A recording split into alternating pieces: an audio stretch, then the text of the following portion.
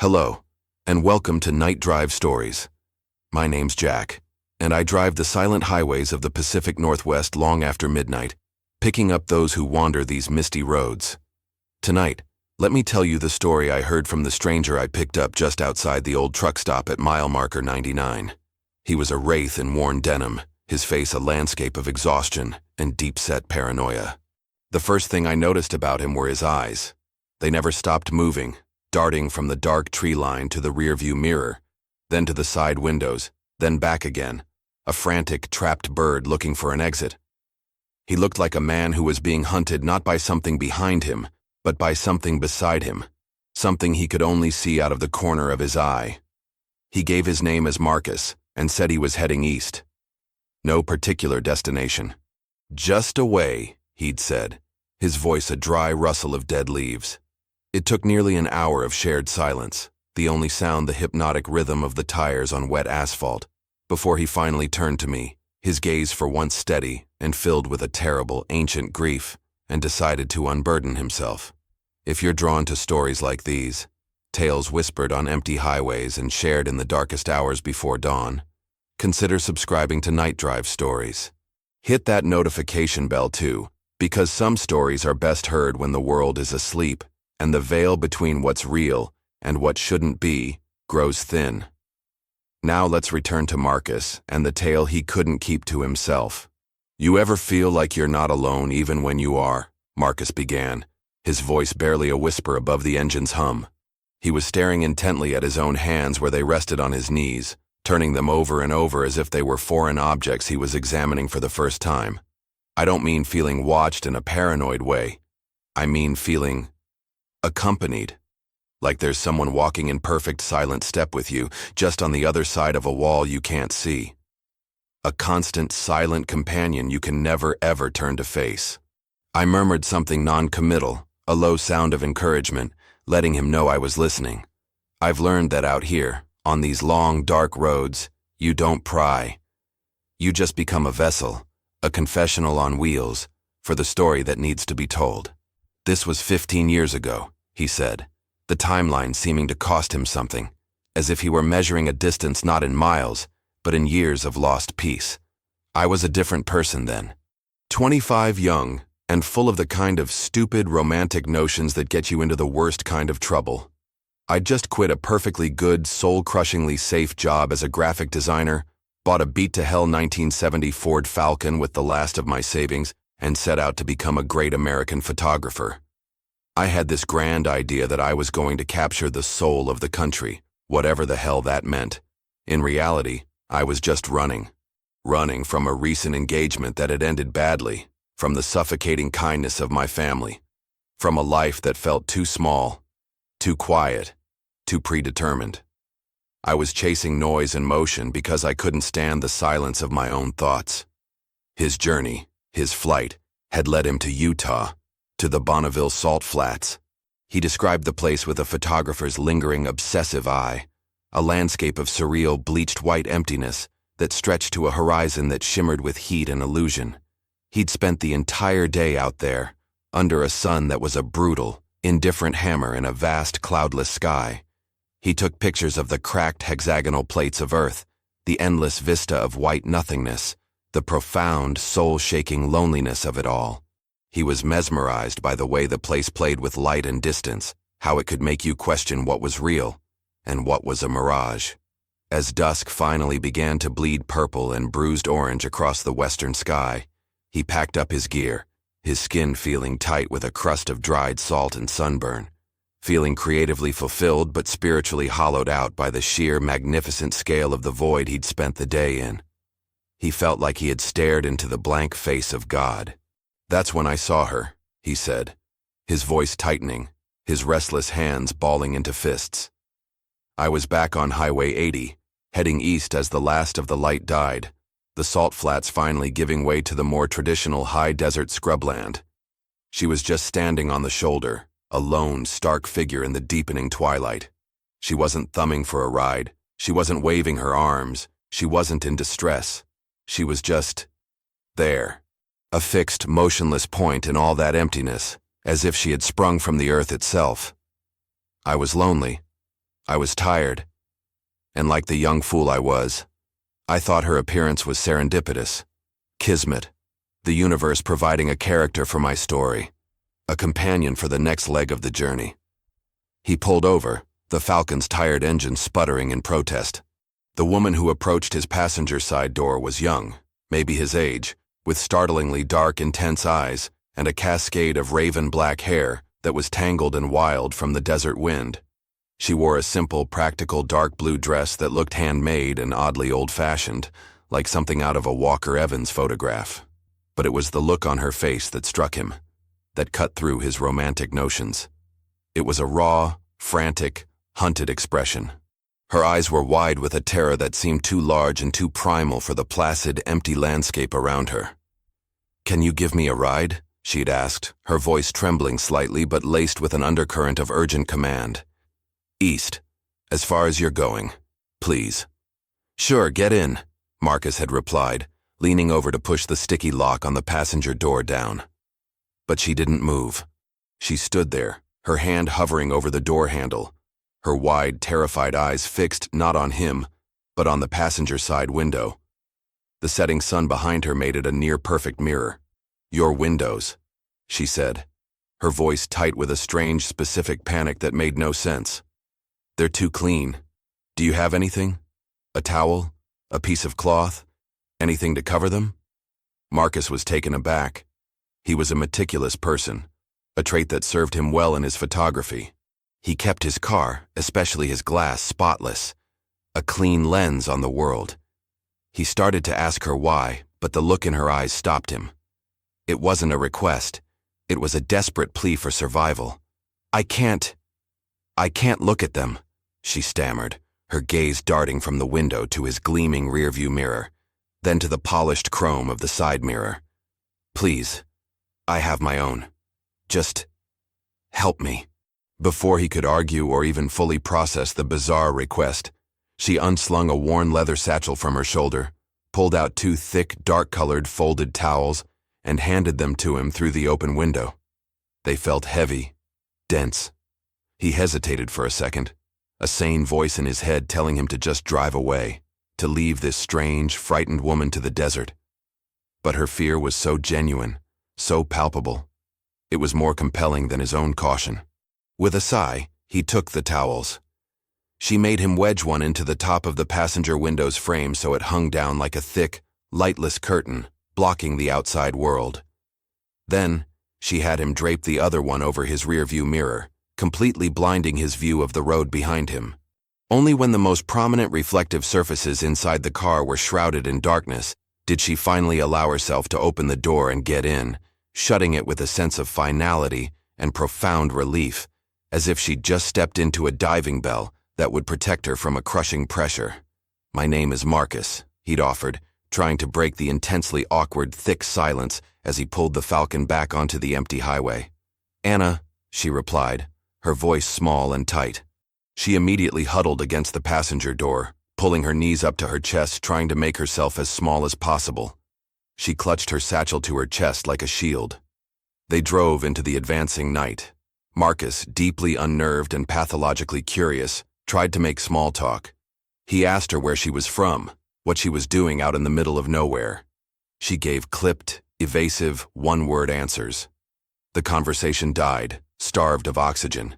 An hour passed in a silence that felt heavier and more crowded than any conversation. He grew acutely aware of her fear. It was a palpable thing in the cramped car, a cold, heavy presence that seemed to lower the temperature by several degrees. He watched her from the corner of his eye. Her gaze was in constant, frantic motion, scanning the interior of the car, fixating on any object that held even a hint of a gleam. His stainless steel watch face, which he eventually had to turn around on his wrist, the dark, glossy screen of his phone, which he'd had to put face down on the seat between them after he saw her staring at it with wide-eyed horror, the polished metal of the glove compartment handle. She was like a person with a deathly allergy, trapped in a room full of invisible, deadly pollen. Finally, his curiosity got the better of his caution.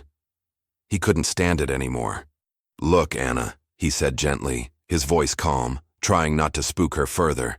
You don't have to tell me anything you don't want to, but you're clearly terrified of something, and I can't help you if I don't know what I'm driving you away from." She was silent for a long time, so long that he thought she wouldn't answer, that she would remain locked in her private terror forever.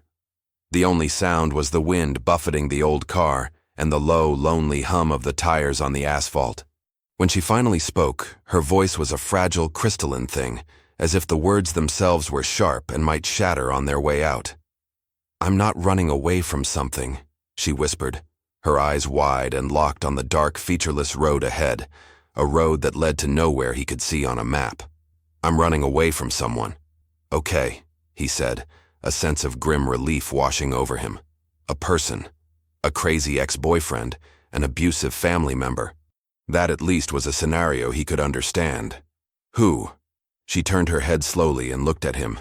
In the fleeting, rhythmic flash of the highway's dashed white lines, he saw an expression of such pure, undiluted existential horror on her face that it made the hair on his own arms stand on end. "It's trying to find me," she breathed, the words condensing in the cool desert air. "My reflection." The statement hung in the air between us, a declaration so fundamentally, cosmically insane that it bypassed all my normal cognitive filters. It didn't land in the part of my brain reserved for belief or disbelief. It slipped past them and lodged itself in a quiet, cold, previously undiscovered corner of my mind, the place reserved for impossible, world-breaking truths. My reflection, not a person, not a stalker in the conventional sense, not a figment of a troubled mind, but a phantom that lived and moved and hunted from within the glass. I, Marcus, a man who built his entire life around the solid, verifiable reality captured by a camera lens, a man who believed only in measurable light, quantifiable shadow, and precise focal points, didn't know how to process it. My worldview was a carefully constructed building, and she had just handed me a stick of dynamite. "Your reflection?" I'd managed to stammer, the words feeling clumsy and inadequate in my mouth. My foot had unconsciously eased off the accelerator, and the old Ford Falcon slowed, the drone of the engine dropping in pitch as if the car itself was hesitant to proceed down this new, terrifying road. "Yes," she said, her voice gaining a strange, fragile strength now that the core of her secret was out in the open, writhing in the dark space between us. Her shoulders, which had been hunched up around her ears, relaxed by a fraction. "Don't stop, please. You have to keep moving. The faster we go, the more the world blurs and streaks past the windows. It's harder for it to get a lock on me when I'm in motion. It needs a calm, stable surface." I pressed down on the gas again, the engine rumbling its ascent, my mind reeling, scrambling to catch up. I tried one last time to find a rational, clinical explanation, a box to put her in that would make sense. Was this a metaphor? Was she fleeing some deep psychological trauma, a darker part of her own personality she had named and externalized? Dissociative identity disorder? A rare form of Capgras delusion where she believed her own reflection was an imposter? Or was she simply a brilliant, convincing psychiatric patient who had wandered away from a facility, her delusions now my immediate and terrifying problem? But the sheer, specific terror in her eyes, the meticulous, practiced, almost ritualistic way she had insisted on covering the windows, it didn't feel like a delusion. It felt like a survival tactic, a hard-learned set of rules for a game with stakes I couldn't possibly comprehend. "I don't understand," I said, and the understatement was immense, a cavern of ignorance in the face of her terrible reality. "You won't," she replied, her tone a simple statement of fact, not an insult. There was no condescension in it, only a deep, abiding, soul-deep weariness that made her seem much older than she was. "But if you're going to help me, you have to believe me. Or at least," she amended, her gaze flicking nervously toward the darkened passenger window, as if she could feel something watching her from behind the thick towel. "You have to act as if you do. You have to follow the rules. It's the only way to keep us both safe." And so as we drove deeper into the vast dark emptiness of the American West, a tiny fragile bubble of light and steel moving through an endless ocean of black, Anna began to explain the rules of her affliction. Her voice was low and steady, like a student reciting a catechism they had been forced to memorize under great duress. each rule a station of a cross she was forced to bear alone, day after agonizing day. The first rule, as I'd already discovered, was an absolute life-or-death aversion to reflective surfaces. "It's not just mirrors and windows," she explained, her voice a low murmur that I had to strain to hear over the road noise. "That's just where it's strongest, but it can use anything with a high enough specular reflection. Polished chrome, a still, dark pool of water, a television screen that's turned off, the lens of a camera."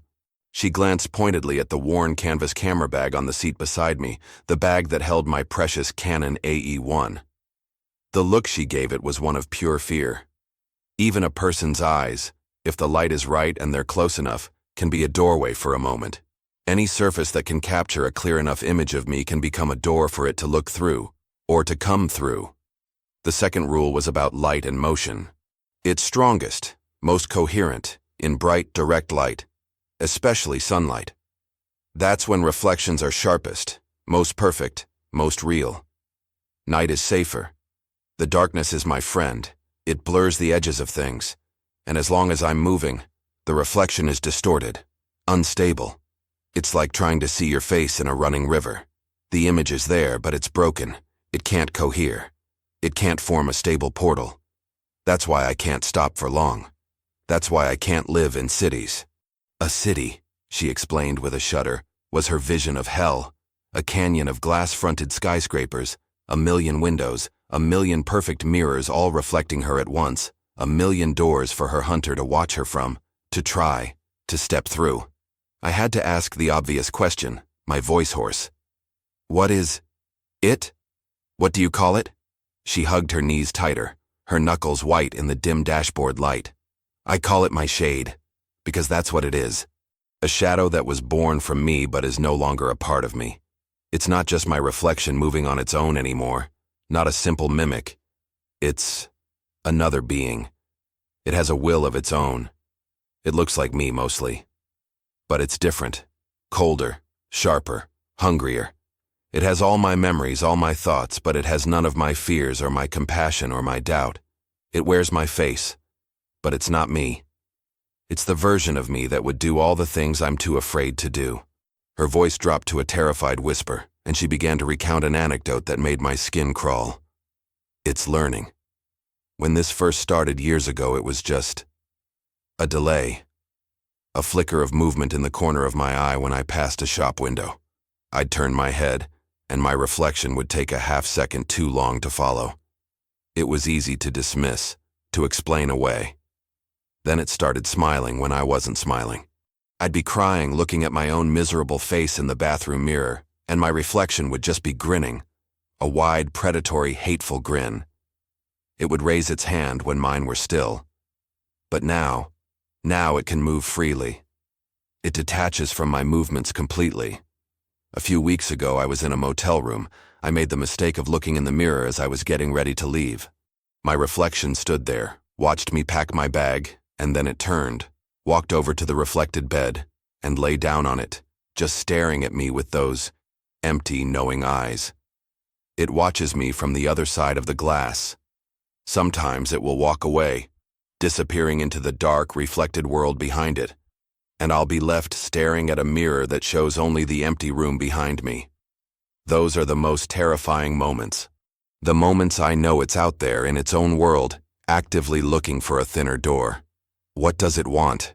I asked, my voice barely audible over my own hammering heart. "What every shadow wants," Anna said, a grim, dead finality in her tone. "It wants to be the one casting the shadow. It wants to be real. It wants to replace me, to step out of the mirror and into my life. And to do that, it has to find a way to put me on the other side of the glass. We can't both exist in the same world. It's a rule, a law of this warped physics. One in, one out." She revealed then that she was heading back to the one place she had sworn to herself she would never return, her ancestral hometown of Silver Creek, Utah. It wasn't on any major highway, not on any map I owned. It was a dying place tucked away in a remote mountain valley, a place she had fled in terror years ago. It was, she said with a voice full of dread and weary resignation, the only place where she believed she could perform a specific, dangerous ritual, an old family rite, to sever the connection to her shade for good. "Why there?" I asked. "Why go back to the source of the problem?" "Because that's the only place the tools are," she whispered, her gaze fixed on the endless, dark road ahead, a road that was leading us both toward her past. "Because that's where the prison was built. And that's where it started. That's where they're made." The name Silver Creek conjured images of a quaint, rustic mountain town, perhaps a bustling ski resort, or a quiet haven for artists fleeing the city.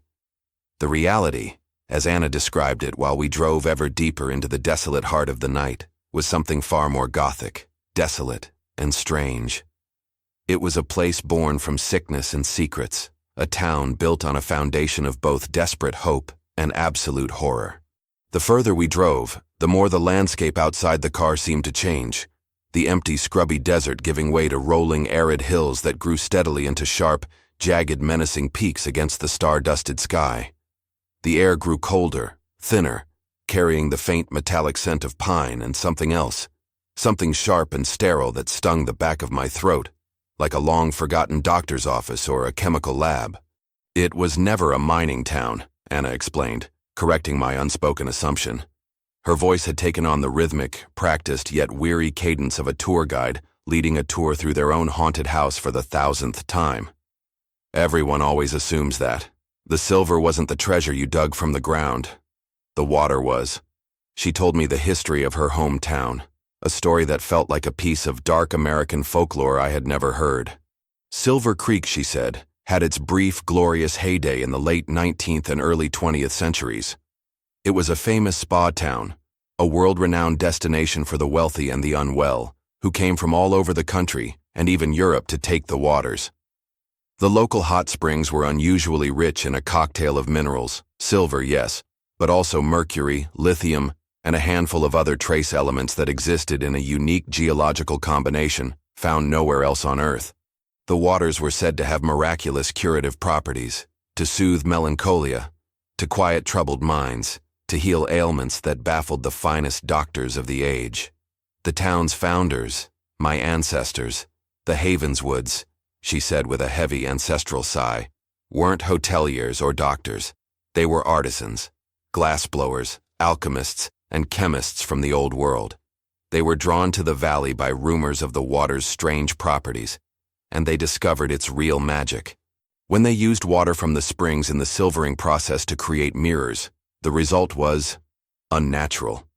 The reflections they produced were flawless, with a depth and an impossible clarity that was startling, almost hallucinatory. They called them true sight mirrors. People who looked into them claimed they saw themselves not just as they were, but as they truly were. Their secret desires, their hidden sicknesses, their darkest thoughts, their brightest potentials all laid bare in the silvered glass. The mirrors became a sensation, an object of desire for the elite. The wealthy and the vain, the powerful and the insecure, paid exorbitant sums for them. They were installed in the grandest homes on Fifth Avenue, the most exclusive gentlemen's clubs in London, the most luxurious hotel suites in Paris. For a time, Silver Creek was immensely prosperous, a lonely jewel of Victorian opulence and strange science hidden deep in the Utah mountains. The source of this prosperity, the crown jewel of the town, was the great, sprawling sanatorium built on the hill overlooking the valley. It was a grand, imposing institution, where the wealthy came to be healed by the waters and to gaze into the unnerving, revelatory clarity of the true sight mirrors, undergoing a kind of reflective therapy. It was a place of healing, and it was the heart of her family's dark industry. "But the mirrors were a lie," Anna whispered, her voice cracking, the tour guide's practiced facade crumbling to reveal the terrified descendant. "The clarity wasn't a property of the glass. The water didn't show you your own soul. It was a window. And my family were the ones who opened it and invited something to look through." This is where her story took a sharp, sickening turn from the strange and historical into the truly monstrous. As she spoke, I remember glancing instinctively toward the rearview mirror, which was still thankfully covered by her dark, heavy towel. In that moment, I thought about all the other strange stories I'd collected on the road, All the whispers and warnings passed along in greasy spoon diners at 3 a.m. and over the crackle of a CB radio on a lonely highway. It's the lifeblood of this channel. Night Drive Stories. This belief that the world is stranger and more terrifying than it appears on the surface, that there are dark, ancient truths hidden just beneath the thin veneer of the mundane. And I have to say, if you're a fellow traveler on these lost highways, someone who also feels that pull toward the secrets that hide in the dark places of the world, consider subscribing. Because some stories aren't just entertainment. Some, like the one Anna was telling me, are a map to a place you should never, ever go. The founding secret of Silver Creek, she revealed, the source of its magic and its wealth, was a pact. Her ancestors, in their alchemical experiments with the mercurial waters, hadn't just perfected a chemical process. They had made contact. They had, through some combination of chemistry and desperate ritual, opened a door to a place that exists parallel to our own, a dimension that can only be accessed through reflection. And in that dimension, something ancient, vast and aware was waiting. "We don't have a name for it," she said, shivering despite the car's heater being on full blast. "In the old leather-bound family ledgers, it's only ever referred to as the indweller, or the patron of the glass. It's an entity, a consciousness that exists within that reflective world. It is to that world what we are to this one. It is its caretaker and its sole resident. And it's lonely. It's existed in a silent, colorless, non-tactile universe since the dawn of time. And it's hungry. Hungry for new experiences, for sensation, for life." The pact was simple, a classic, horrifyingly elegant Faustian bargain. The indweller would imbue their mirrors with its own preternatural clarity, its ability to perceive truth, making the family wealthy and powerful beyond their wildest dreams. In exchange, the town, and specifically the Havenswood family, would provide the entity with footholds into our reality. Every time a person gazed into a true sight mirror, they weren't just seeing themselves. They were being seen. The indweller would experience their lives, their joys, their sorrows, their darkest secrets, their most private thoughts, tasting reality through their reflections. But there was a price for the person looking in the mirror, too. A tiny tariff they never knew they were paying. A tiny spark of their soul, their élan vital, their essence, would be left behind, imprinted on the glass, feeding the entity, nourishing it. And for some, she said, her voice now barely audible, a thread of sound in the darkness. For a chosen few whose souls are compatible, the connection becomes stronger, permanent. A perfect, separate, living copy of the person is created on the other side of the glass. A shade. It was meant to be the greatest honor, a way for our family to serve our patron directly. A member from each generation, the one with the strongest connection, would be bound to a prime mirror in the sanatorium. Their shade would become a permanent ambassador, a living bridge between the worlds, allowing the indweller a constant, high-fidelity connection to our reality. She finally turned to look at me, her dark eyes bottomless wells of ancestral grief and inherited terror. "My family aren't just mirror makers, Marcus. We are the keepers of the pact, a long line of priests and sacrifices, and it was my turn to be the bridge." Her words settled over me, a physical weight, a shroud of impossible, terrifying truth. Her family's proud legacy wasn't one of craftsmanship. It was a generational curse, a sacred duty to feed a parasitic, dimensional entity that lived on the other side of the glass. The weight of her revelation was crushing, and for a long moment, I felt an insane, primal urge to stop the car, to push her out, and to turn around and drive east until I hit the ocean and could drive no further. But it was too late. I was entangled. The story had its hooks in me now, deep and sharp, and I knew with a dreadful certainty that I had to see it through to its bitter, inevitable end. We finally left the main highway, turning onto a narrow, crumbling asphalt road marked by a rusted bullet-pocked sign that read, "Silver Creek, Pop. 42. The road immediately began to wind its way up into the mountains, and the air grew colder, the pines thicker and more foreboding, their branches clawing at the sides of the car as we passed. After 20 minutes of silent, tense climbing, we crested a final hill and the valley opened up before us. Silver Creek wasn't a ghost town. It was worse. A ghost town is dead and at peace. Its story's finished.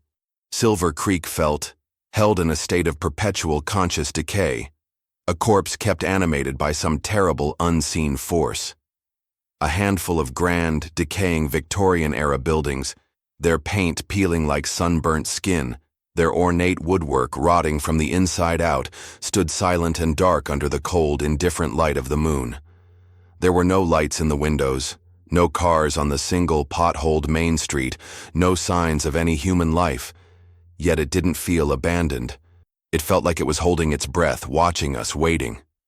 A palpable aura of wrongness hung over the place. A psychic pressure that made my head ache and my stomach clench with nausea. It was a town of watchers, of unseen sentinels, and I felt as though 1,000 unseen eyes were peering out at us from the black rectangles of the windows as we drove through. Anna didn't have me drive into the town itself. She recoiled from it, pressing herself against the passenger door as if trying to get as far away as possible. Instead, she pointed a trembling finger toward the highest hill that loomed over the valley, a place of prominence and dread. "There," she whispered, her voice tight with fear. "That's where we have to go." Looming on the summit was a colossal, sprawling structure, a masterpiece of Gothic Revival architecture that had fallen into spectacular skeletal ruin. It was the sanatorium. Its steep slate roof had partially collapsed in several places, leaving gaping holes that looked like fresh black wounds against the moonlit sky. Its hundreds of tall, arched windows were dark and empty, like the vacant eye sockets of a vast stone skull. A high wrought iron fence, rusted and twisted into thorny, aggressive shapes, surrounded the sprawling property, its main gate hanging open at a crooked angle, like a broken jaw. The place didn't just look abandoned. It radiated a profound and ancient misery. It was a temple built to sickness and despair, and its god was still very much at home. As I navigated the Falcon up the winding, weed-choked drive, the headlights cutting a weak path through the oppressive darkness, Anna made her final, terrible confession. This was the part of the story she had been avoiding, the part that was not about her ancestors, but about her. She told me her shade wasn't just a byproduct of her family's pact, a random quirk of her cursed bloodline. Its creation was a specific, violent, traumatic event. "My mother was the matriarch before me," she explained, her voice low and strained, thick with a complex mixture of childhood grief and adult resentment, the keeper of the pact for her generation. She was a stern, devout, deeply unhappy woman. She believed in our duty, in our service to the indweller, with every fiber of her being. For her, the pact wasn't a curse. It was the entire purpose of our existence. When I came of age, it was her solemn responsibility to guide me through the binding ritual, the ceremony that would officially make me the new bridge, that would introduce my reflection to the patron in a formal way, and consecrate the creation of my shade. The ritual was to take place on the night of her 18th birthday, in the Black Mirror Hall, the holiest place in the sanatorium. But Anna, unlike her mother, had resisted. She hadn't wanted the terrible honor. The whisper she heard from the glass her entire life, the constant unnerving feeling of being watched by her own reflection, it terrified her. She saw the pact not as a sacred duty, but as a form of generational slavery, a sentence passed down from mother to daughter without appeal. She argued with her mother, pleaded with her. Her mother had been unyielding, her face a mask of cold religious fervor. The pact was everything. Personal desire was nothing. "The night of the ritual," Anna continued, her hands twisting the thick fabric of her dress, her knuckles white. "She and my older brother Daniel, they wouldn't take no for an answer. They dragged me from my room up the hill to the sanatorium. Daniel held me down. He was always stronger than me. And he has always been the true believer, even more so than our mother. He's cold and practical and soberly, deeply in love with the power and the secret knowledge our family possesses. He saw my fear as weakness, as a childish failure to appreciate my destiny. In the chaos and terror of that moment, as her mother stood before a great black mirror and began the ancient guttural invocation, Anna had fought back with a surge of adrenaline-fueled strength, she didn't know she possessed. She bit Daniel's hand, broke free, and fled. She ran from the sanatorium, ran from Silver Creek itself, leaving her family, her duty, and her old life behind her without a second glance. In that moment of ultimate, absolute defiance, she whispered, her voice choked with emotion. As I chose myself over the pact, the connection between me and my reflection snapped in the wrong way. It wasn't a clean, controlled separation like it was supposed to be. It was a shattering. My shade was born not as a willing servant or a peaceful ambassador to another dimension. It was born of my own rage and terror and rebellion. It was born wild and separate and hateful. And now, she told me, her family was hunting her. I had assumed they were the ones she was running from, that they meant to harm her for betraying them and their God. The truth was more complex, and somehow, more horrifying. "They don't want to hurt me," she said as I pulled the car to a stop before the sanatorium's gaping, shadowed main entrance. "They want to fix what I broke. Daniel is the head of the family now, our mother having passed a few years ago. He is a man of order. He needs to bring me back to complete the ritual, not just to appease the indweller for my transgression, but to contain the rogue shade I unleashed upon its world. It's an anomaly, a source of great shame, an embarrassment to the family, a monster wearing my face that is their solemn responsibility to put on a leash." I stared at her, at the immense, dark, waiting building before us, and finally understood the true nature of the trap she was in. She was caught between two relentless, terrifying hunters, a supernatural predator that lived on the other side of the mirror, and her own cold, zealous family on this one. And I, the fool chasing an authentic story, had just driven her right back to the heart of their web. "Why come back here?" I asked, my voice hoarse, the question feeling stupid even as I asked it. "Why not just keep running?" "Because the severing ritual is my only other choice," she said, her voice full of a desperate resolve as she grabbed her satchel and the covered mirrors from the back seat. "Destroy it completely, or let them bind me to it forever. And I have to do it tonight. The moon is new. The veil between the worlds is at its thinnest. It's my only chance to be free." She turned and looked at me, her dark eyes pleading, silently asking me to be brave with her. I can't do it alone. Stepping out of the relative safety of the Ford Falcon and into the oppressive shadow of the Silver Creek Sanatorium was like plunging into cold, deep water. The world outside the car seemed to immediately press in on us, the air thick, heavy, and still, tasting of old dust, wet stone, and profound decay. The silence was absolute, a profound, ringing emptiness that felt like a physical pressure against my eardrums. It wasn't the peaceful quiet of an abandoned place. It was the coiled, watchful silence of a tomb that was still occupied. Every rustle of our feet on the gravel driveway, every ragged, shallow breath I took, sounded like a sacrilegious shout in a vast, dark cathedral. Anna, however, moved with a grim, practiced determination. Her terror from the car now sublimated into a tense, focused energy. Her fear had been honed to a fine, sharp point. She led me through the sanatorium's massive oak main doors, one of which hung from a single, groaning, rusted hinge, swaying slightly in a breeze I couldn't feel. The inside was a vast landscape of elegant, spectacular ruin. A grand marble staircase, its surface clouded with a thick layer of undisturbed dust, swept upwards into a darkness so complete it seemed to swallow the light from my flashlight. The banister was thick with ancient, elaborate cobwebs that looked like burial shrouds in the weak beam. High above, moonlight streamed through the tall, arched cathedral windows, illuminating millions of dancing dust motes that swirled in the air like a galaxy of lost souls. The air was thick with the smells of crumbling plaster, of damp, rotting wood, and the faint, sharp, sterile ghost of old medicine and human suffering. We made our way through cavernous, echoing hallways, our footsteps sounding unnaturally loud on the cracked linoleum floors. We passed rooms filled with the skeletal remains of iron-framed beds arranged in neat military rows. We saw overturned wheelchairs, shattered medicine bottles, and everywhere, the peeling, water-stained floral wallpaper. The sense of being watched was overwhelming here, a constant prickling sensation on the back of my neck.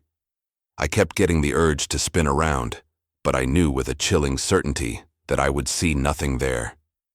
This was a place saturated with decades of misery, and the misery was still awake and aware.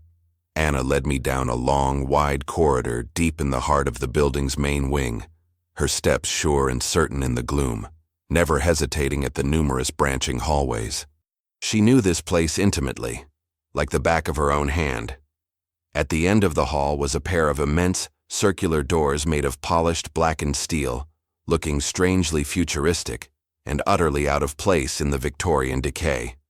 They looked like the entrance to a bank vault or a military bunker. "This is it," she whispered, her breath misting in the sudden deep cold that radiated from the doors. The Black Mirror Hall, the sanctum sanctorum, the heart of the house. She produced an old, ornate, heavy iron key from her leather satchel and slid it into a keyhole I hadn't even seen. The lock turned with a series of loud, heavy clicks, the sound of a great machine engaging. She put her shoulder to one of the doors and pushed. It swung open with a deep, sonorous groaning sound that seemed to echo through the entire building, a sound of deep and ancient protest. The room beyond was unlike anything I could have ever imagined. It was perfectly circular, maybe 50 feet in diameter, with a high, domed ceiling that was lost in an impenetrable shadow far above us. The curved walls were lined with massive, seamless, floor-to-ceiling panels of what looked like polished black stone. I realized with a jolt of primal fear that they were mirrors, not silvered glass but flawlessly polished obsidian, or perhaps some other strange, black volcanic glass I had never seen before.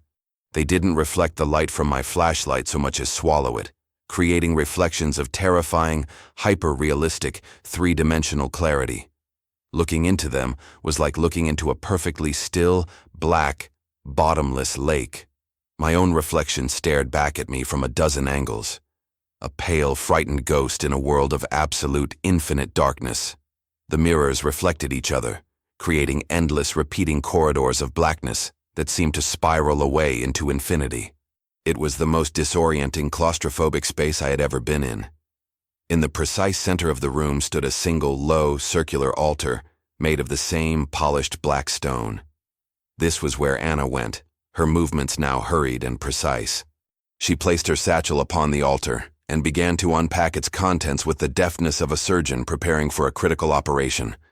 Bundles of dried white sage, thick white candles, a small tarnished silver bell, and a wicked-looking palm-sized shard of obsidian sharpened to a razor's edge. She was preparing for her ritual, her last, desperate gamble. As she worked, arranging the items in a specific, arcane pattern on the altar, a sound broke the silence.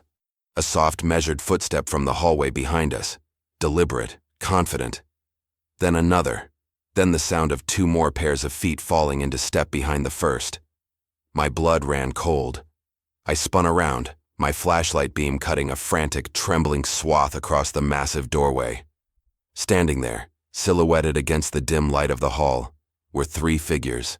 A tall, severe-looking man in a dark, well-tailored coat stood in the center, his posture ramrod straight, his face a cold, emotionless mask. Beside him stood 2 other large, grim-faced men, built like stone walls. "Daniel," Anna breathed, her voice filled with a mixture of raw fear and utter soul-deep exhaustion. Her brother had found her. He had been waiting. "Anna," Daniel said, his voice flat and devoid of any warmth or surprise. He took a single, deliberate step into the room, his movements calm and authoritative, the movements of a man who was completely in his element. "You have led this stranger, this outsider, into our most holy place. You have broken enough rules for 1 lifetime, little sister. Your running is over. It is time to come home. It is time to restore the balance you upset." "I'm not coming with you," Anna said, her voice trembling but defiant. She picked up the obsidian knife from the altar, holding it before her like a shield. "I'm going to end this. Tonight. The way I should have years ago." Daniel let out a short, sharp sigh, a sound of profound, weary disappointment, like a father scolding a petulant, irrational child for the 100th time. "You still don't understand, do you? After all these years of hiding in the dark, this was never about ending it. That's impossible. It's about accepting it. It's about balance. The ritual isn't to destroy the shade. That would be a grave insult to the patron. An act of war. It's to force a reconciliation, to bind it to you permanently, under your control, so you can take your rightful, terrible place as the pact's new keeper, so you can finally grow up and do your duty. He took another step forward, and his two large men fanned out, their bulky forms blocking the only exit. We were trapped. The air in the room grew thick, heavy, charged with an almost unbearable tension, the silence humming with power. And then, something changed. A subtle shift in the room's atmosphere, a drop in temperature, a change in the pressure. The black mirrors, which had been reflecting the tense scene with perfect cold clarity, seemed to deepen. The reflections grew sharper, more real than reality itself. I looked at Anna's reflection in the massive mirror directly behind the altar. My heart stopped beating. My blood turned to ice water. Her reflection was not mirroring her terrified, defiant stance, holding the knife. It was smiling. It was a slow, deliberate, predatory smile, an expression of triumphant, ravenous hunger that I knew, with absolute certainty, Anna herself had never made in her entire life. The reflection raised its hand, not in a mimicry, but in a gesture of its own. It pressed its palm flat against the surface of the glass from the inside. And it wasn't a reflection anymore. It was solid. It was three-dimensional. It was a separate, living being on the other side of the glass, wearing my friend's face like a stolen mask. The shade had arrived for the ceremony, and it looked very, very pleased to be here.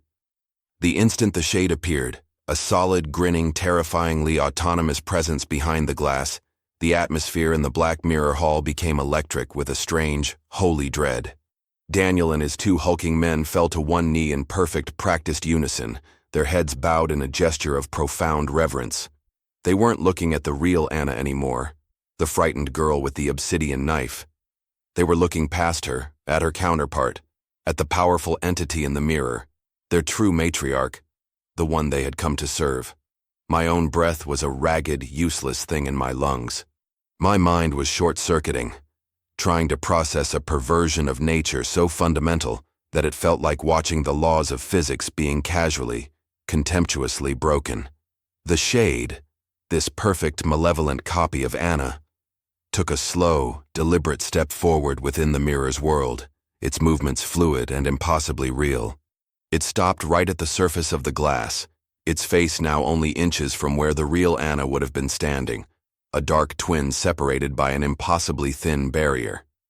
It cocked its head, that terrible, predatory smile widening, its eyes glittering with a cold, ancient, alien intelligence. And then it did something that shattered the last of my rational thought. It raised its hand and tapped on the glass from the inside. Tap, tap, tap. The sound was not a muted thud as it should have been. It was impossibly sharp, perfectly clear, and shockingly loud, echoing in the cavernous circular room like a hammer striking an anvil. It was the sound of knuckles on a window pane, a sound that should not have been able to cross the barrier between worlds, a sound that proved the barrier was not as solid as it seemed. And with each impossible tap, a fine, glowing silver crack spread out from the point of impact on the surface of the black obsidian mirror. The shade wasn't just waiting patiently. It was trying to break out. In that moment of absolute paralyzing horror, Anna herself had a revelation. Her eyes, wide with terror, darted from her smiling, tapping double to her kneeling, reverent brother. The pieces of the puzzle, the confusing lies and the painful half-truths of her entire life slammed into place in her mind with the force of a physical blow. "You lied," she whispered, her voice trembling with a dawning, soul-shattering realization. "All this time.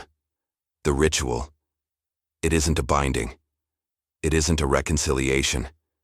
You knew I would never agree to that."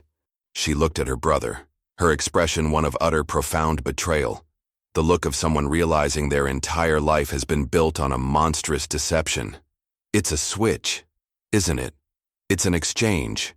Daniel looked up from his kneeling position, his face impassive, a mask of cold, dutiful righteousness.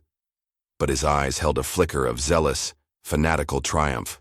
"The family requires a strong keeper," he stated, his voice ringing with the conviction of a true believer.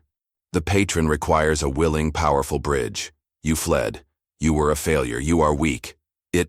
He nodded respectfully toward the smiling shade, which was now examining its own fingernails with a bored, arrogant air. Is compliant. It is powerful. It understands the honor of the pact. The ritual restores balance. It puts the warden in the cell and the prisoner on the throne. A soul for a soul. It is a necessary, holy transaction. They were going to trap her in the mirror world. They were going to trade her for her shadow, which had grown stronger, more ambitious, more in tune with the indweller than she had ever been. My stomach turned to ice. The shade, hearing this confirmation, let out a silent, ecstatic laugh and tapped the glass again, much harder this time. Crack! A large fissure split the mirror from top to bottom, and a faint, cold breeze, smelling of ozone and empty space, wafted out from the opening. I had to do something. My mind, numb with fear, fixated on the only tool I had, the only thing that was truly mine in this chamber of horrors. My camera. It hung from the strap around my neck, a heavy solid weight of metal and glass, a piece of the sane world. An idea, born of pure, desperate animal instinct, flashed in my mind. Light. They were creatures of shadow and reflection. Their power was in the dark, in the silvered glass. With fumbling hands slick with sweat, I raised the camera. I didn't have time to frame a shot, to think about composition. I spun the dial on the external flash unit to its highest, most powerful output. Aiming not at the shade, but directly at Daniel and his men, I pressed the shutter. The flash went off with a brilliant, blinding, concussive explosion of white light. The effect was instantaneous and dramatic. Daniel and his men cried out in pain and shock, throwing their hands over their faces, their dark adjusted eyes completely, brutally overwhelmed. The shade in the mirror recoiled as if struck, hissing like a snake, its solid form wavering and losing coherence for a split second in the face of the pure, direct, unreflected light. It was the only chance we would get. Anna seized the moment. But instead of running for the door, she did something I never would have expected. With a final, guttural scream of rage and grief and liberation, she took the obsidian knife from the altar, but she didn't charge her brother. She ran toward the very center of the hall, toward a massive concave mirror that seemed to be the focal point of the entire room, the one that gathered and focused the reflections from all the others, the master mirror. Instead of completing her own severing ritual, she chose to desecrate their temple. She hurled the obsidian shard with all of her might into the heart of that central mirror. The result was an explosion, but not of sound or physical force. It was a psychic detonation. The great mirror shattered, and with it, the psychic containment of the entire hall broke. A deafening cacophony of thousands of whispers, screams, and moans erupted from the walls, not into my ears but directly into my skull. The reflections in every other mirror around the room wavered and then shattered, but not into pieces of glass. They dissolved into a chaotic, swirling storm of spectral forms. Hundreds of them. The other trapped shades of Silver Creek, the generations of bound souls and partial reflections, were suddenly, violently released from their glass prisons, a screaming vortex of ghostly, translucent, half-formed figures. Amid the swirling chaos of spectral energy and the panicked, terrified shouts of Daniel and his men, who were now being swarmed by the furious ghosts of their own ancestors, I grabbed Anna's arm and pulled her toward the door. We ran, stumbling through the pandemonium, the air thick with vengeful, shrieking ghosts. As we burst out of the Black Mirror Hall and back into the sanatorium's decaying corridors, I glanced back at her. She looked different, paler, more translucent, her edges blurring into the surrounding darkness. The severing had happened, but not in the way she'd intended. It felt as if in shattering the focus, she had shattered a part of her own soul along with it. We scrambled back to the Falcon and tore out of that cursed place, leaving the sanatorium and the town of screaming mirrors behind us in a cloud of dust and terror. As we hit the main highway, speeding away into the first faint hint of dawn, Anna turned to me, her eyes holding a new, deeper, and more terrible sorrow. "It's not over," she said, her voice thin and ethereal, like the wind through a keyhole. "The hall. It reflected you too, Marcus. The mirrors saw you. The patron saw you. By being a witness, by knowing the story, You're marked now. You're a part of it. A loose end. She made me pull over about 20 miles down the road as the sun began to rise. She said she couldn't stay with me, that her presence would only endanger me more, that she was a beacon for things I didn't want to find me. She stepped out of the car, and before I could say a word, she simply faded with the morning mist, like a photograph left out in the sun, dissolving into the gray light of the roadside. And that's it, Marcus said, his story finished, his voice a hollow echo in the cab of my car. I've been on the road ever since, 15 years. I never went back to my old life. I can't stay in one place for long. I can't bear my own reflection. Sometimes, late at night, in a cheap, flickering motel room mirror, I see it. A flicker of movement in the background that isn't mine. A smile that I'm not making. My reflection will turn its head a second before I do. He stared out my passenger window, not at the passing rain-slicked trees of the Pacific Northwest, but at his own faint, ghostly reflection in the dark glass. I think it's getting stronger. It's getting closer. And I wonder what will happen when it finally learns to tap on the glass. I drove him to a nameless crossroads an hour later and let him out into the pre-dawn gloom. He thanked me, his eyes full of a shared, terrible knowledge, and disappeared into the night. Another ghost on another lonely highway. As I drove on alone, I found myself glancing at my own reflection in the rearview mirror, searching my own eyes for any sign of a flicker, a delay, a movement that wasn't my own. I felt a new, cold kind of fear, because he had told me the story. And now, I knew. And I wondered as I drove deeper into the night, if I was marked now too, another potential door waiting to be opened.